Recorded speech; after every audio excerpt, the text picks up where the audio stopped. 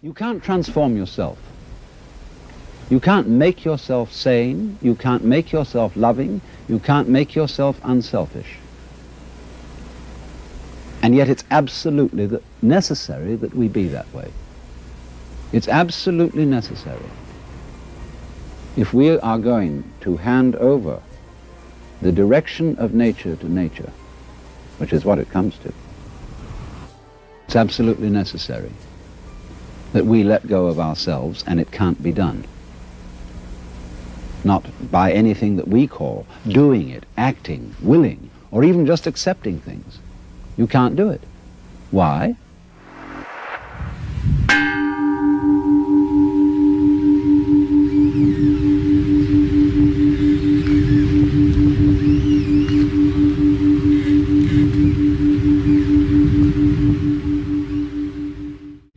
It's astonishing.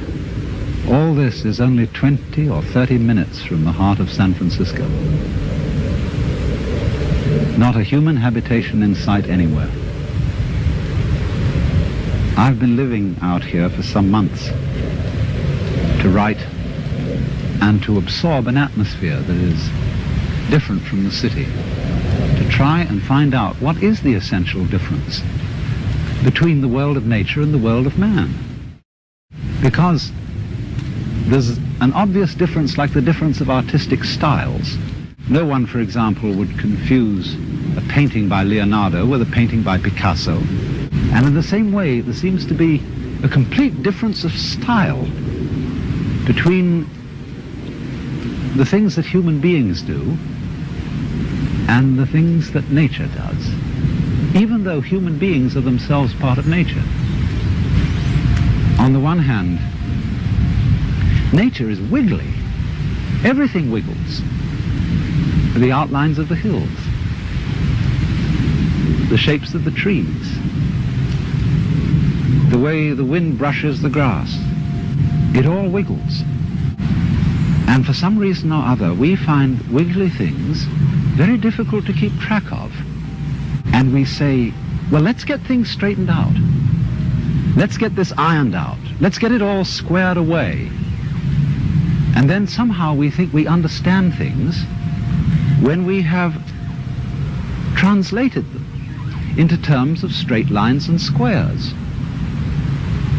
Maybe that's why they call rather rigid people squares. But it doesn't fit nature. You know, wherever human beings have been around and done their thing, you find rectangles. We live in boxes. Our streets are laid out in a grid pattern. Why, they even dropped a grid pattern on top of San Francisco with all those hills so that cars run away. Because it seems that the human being really has a very simple kind of mind. And all this wiggliness is too complicated. I don't think it really is complicated.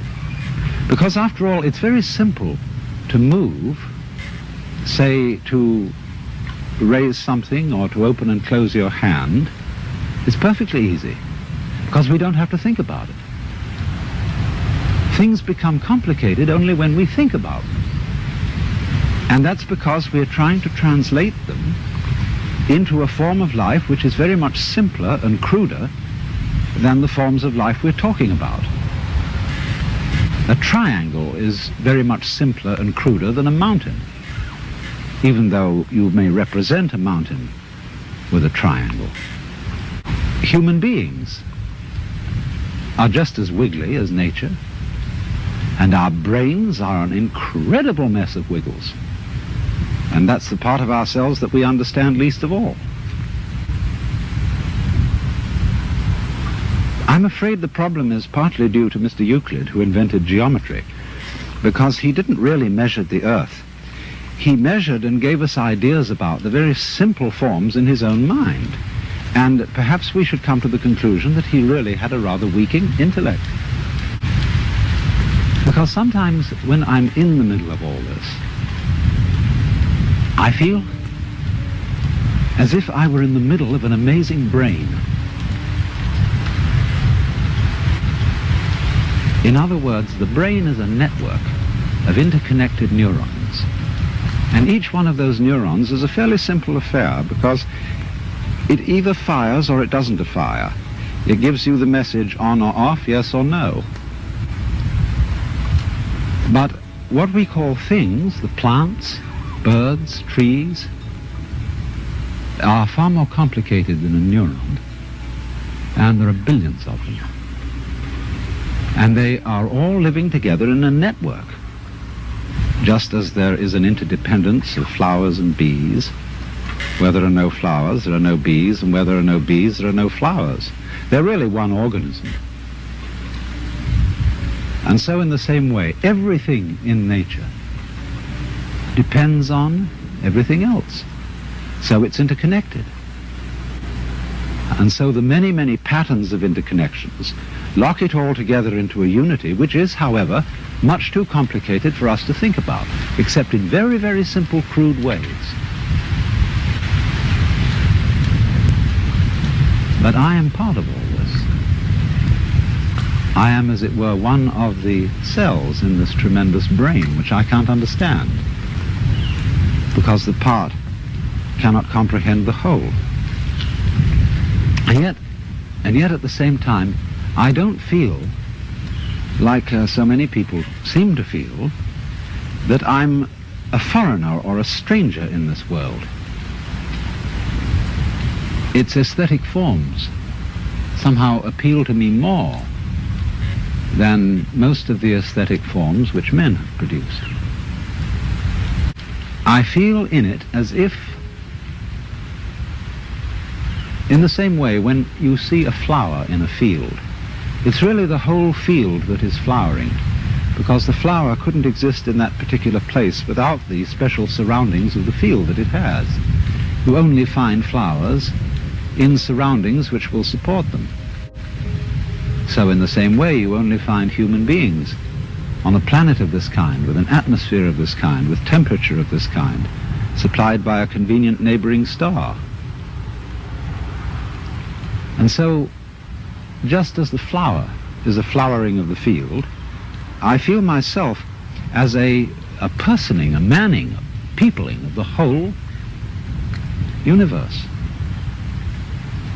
In other words, I seem, like everything else, to be a center, a sort of vortex, at which the whole energy of the universe realizes itself, comes alive, a sort of aperture through which the whole universe is conscious of itself. In other words, I go with it as a center to a circumference. You know, the astrologers, in theory at least, may not have been so far wrong when, in trying to draw a picture of a human mind or soul, they drew a very crude map of the whole universe centered on the time and place of the birth of that particular person. It's not a bad idea, but I don't think the astrologers know how to read their maps, because the maps are too crude.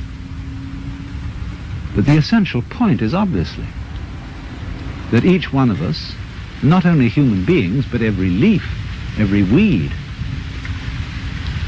exists in the way it does only because everything else around it does. In other words, there's a relationship between the center and the circumference, which is rather like the relationship between the poles of a magnet. Without the center, no circumference. Without the circumference, no center. And although we say of poles that they're the poles apart, that is to say, extremely different, there's something between them, just as the north and south poles of a magnet are united by the magnet. So the individual and the universe are inseparable. But the curious thing is that while that's rather easy to see in theory, very few people are aware of it in an important, strong way, like one is aware of blue in blue sky or of the heat in fire. It's more of an idea than it is of a realization. And so it strikes me more and more that our failure to feel at home in this astonishing brain in which we live is the result of a basic initial mistake in our thinking about the world, and is in turn the cause of what is beginning to look like the failure of our technology, of the fact that everything we're doing to try to improve the world was a success in the short run, made amazing initial improvements, but in the long run we seem to be destroying the planet by our very efforts to control it and improve it. And it strikes me that that is because we are really too simple-minded to understand what we're doing when we interfere with the natural world strongly and on a vast scale.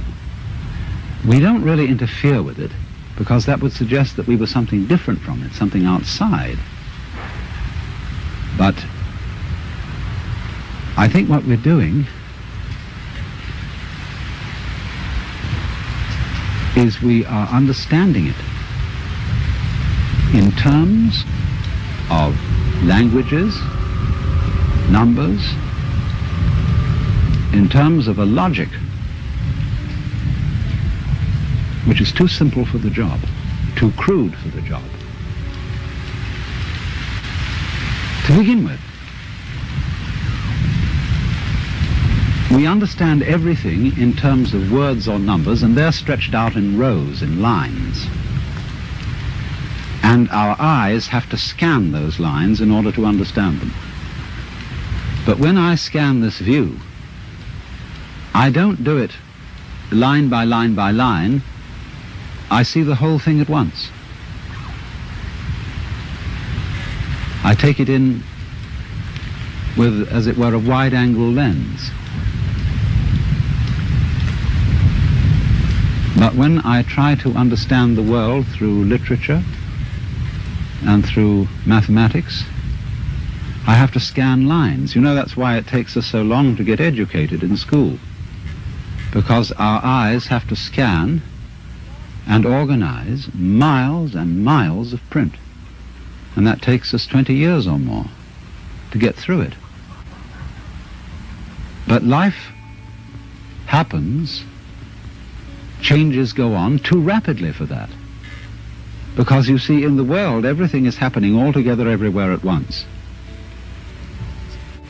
And meanwhile, we, with our myopic little minds, are working it out step by step. Of course, we are greatly assisted by the rapidity of the computer. But even so, the computer is still looking at things in rows as the magnetic tape goes through and is scanned by the computer. It's still all going along in a single track.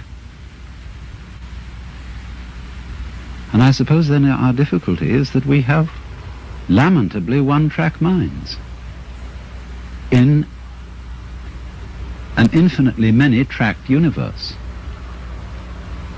And we may have to come to the alarming conclusion that the universe is smarter than we are. I've just come back from Los Angeles.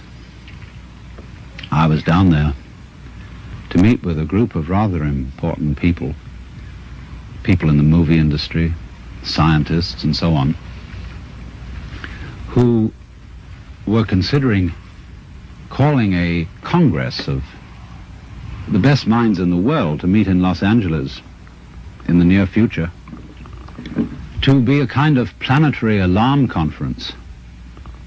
They wanted scientists and statesmen, religious leaders, and to do something to impress upon the world through all the media that we are in very serious danger of destroying the biosphere, that is to say, the whole envelope of living creatures which covers this planet, through pollution, overpopulation, nuclear fallout, poisoning of our food, and very lack of food. And we met to discuss the problem of organizing this conference, and here were all these brilliant people. And it came over us that we really didn't know what we ought to say. I mean, you can scream and create a state of panic, but that won't do any good. And when it came down to it, we didn't know what we ought to say because we really don't know what to do. Some things that we might do, for example, to increase the food supply with high-yield crops, may be ecological mistakes.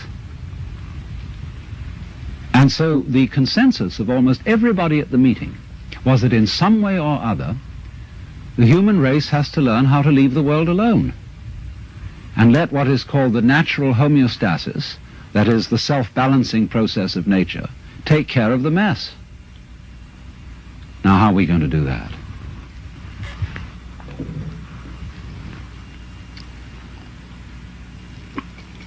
This is Japanese ceremonial tea.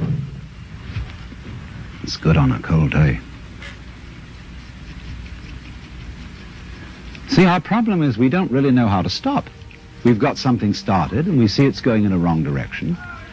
And I think the difficulty is, to borrow an old Chinese saying, that when the wrong man uses the right means work in the wrong way. In other words, there's something wrong with the way we think.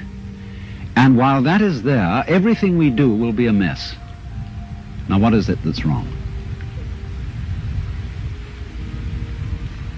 Now, as far as I can see, the basic mistake is that we've invented this wonderful system of language and calculation,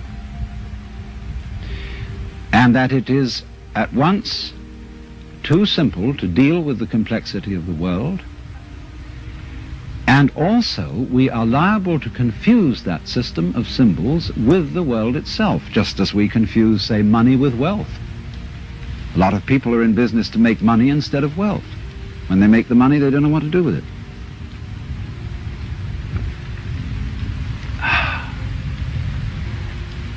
And so in the same way, we confuse happiness with status, and we confuse ourselves as living organisms which are one with this whole universe with something we call our personality. Now, what is our personality? Our personality is what we call our image of ourselves, and also our thought about ourselves, our idea of ourselves. This is the person. In other words, what people meet and understand, and what I understand as Alan Watts, is a big act which is not really me. Because in the image of Alan Watts, there are not all my unconscious processes, both psychological and physical. The construction of my brain is not contained in the concept Alan Watts, and the concept Alan Watts does not contain the inseparable relationships which I have with all the rest of the universe. And therefore that concept is a fraud. And when it's mistaken for the real me, there's a confusion. Because if somebody says to me, Alan Watts, do something about it, the concept Alan Watts can't do anything. In other words, because it's only a concept, you can't make it lift a weight, just as 3 is a concept. 3, the number. You can't make just plain 3 do anything. So also you can't wrap up parcels with the equator. It's a useful imaginary line, but it can't do anything. But we all feel that this concept of ourselves, which we call our personality or our ego, can do something, because we think it really exists. And I'll tell you why we think it exists. What happens when you, if I were to say to you, now look hard at the television screen, really look at it. What do you do as distinct from just watching it in the ordinary way when you say, now I really got to see that? What do? Notice that you tighten muscles all around here, that you frown a little, you clench your teeth perhaps. Now what has that got to do with seeing anything clearly? It has absolutely nothing to do with it. Same thing when you listen carefully. Now listen, catch everything that's said, or you start tightening up around your ears. That has nothing to do with hearing clearly. Now, from the moment we were little children, when teachers in class screamed at us, "Pay attention," we go tight in various ways, either to see or hear more clearly, to concentrate, or to will something which is supposed to be difficult to do. And that constitutes a habitual tension over the whole body that's there almost all the time. And that feeling of unnecessary tension is, as it were, the material sensation upon which we fasten this concept of I. We hang it on to that feeling. The concept is not us. The feeling of tension is completely phony. It has nothing to do with success in seeing, hearing, or acting. And so we get the marriage of an illusion with a falsehood, and that we call ourselves. And no wonder we feel cut off from everything, alienated, frightened of life and death. So what has to happen is we have to come back to a sane view of our own life, which is the way we really are, an organism functioning in terms of the whole environment, with the whole environment, instead of this funny little separate personality. But how are we going to do that? People say, oh, you can't change human nature overnight. You're asking us to give up the ego. And that's the most difficult of all things to do. Actually, it isn't, because the ego doesn't exist. But of course, if you try to give up your ego with your ego, then it'll take you to the end of time. Because this is the point. You can't transform yourself. You can't make yourself sane. You can't make yourself loving. You can't make yourself unselfish. And yet it's absolutely necessary that we be that way. It's absolutely necessary. If we are going to hand over the direction of nature to nature, which is what it comes to, it's absolutely necessary that we let go of ourselves, and it can't be done. Not by anything that we call doing it, acting, willing, or even just accepting things. You can't do it. Why? Because you don't really exist as that kind of a separate ego or personality. It's just an idea based on a phony feeling. So when it comes down to it, it's shocking news for us, for the human race, for our pride. You're only making a mess by trying to put things straight. You're trying to straighten out a wiggly world, and no wonder you're in trouble. So you can't do anything. So you can't transform yourself. And what can you do? What happens then if you actually realize you've come to a dead end? What then? What happens when you just wait? There's nothing you can do. You watch. And all you see is what goes on that is happening of itself. You're breathing, the wind is blowing, the trees are waving, your blood is circulating, your nerves are tingling. It's all going on of itself. But you know, that's you. That's the real you. The you that goes on of itself. It's not the symbol. It's not the person. It's you that's happening, as when you breathe. Yes, you can get the feeling that I am breathing by shoving your breath, but your breath goes on day in and day out without your doing anything about it or even thinking of it. The same way your brain is functioning without your forcing it. So when you come to a dead end, and we are individually and socially now in 1971 at a dead end, this is the moment of which it is said man's extremity is God's opportunity. Because we have to stop, which includes all this outside world, no longer left outside.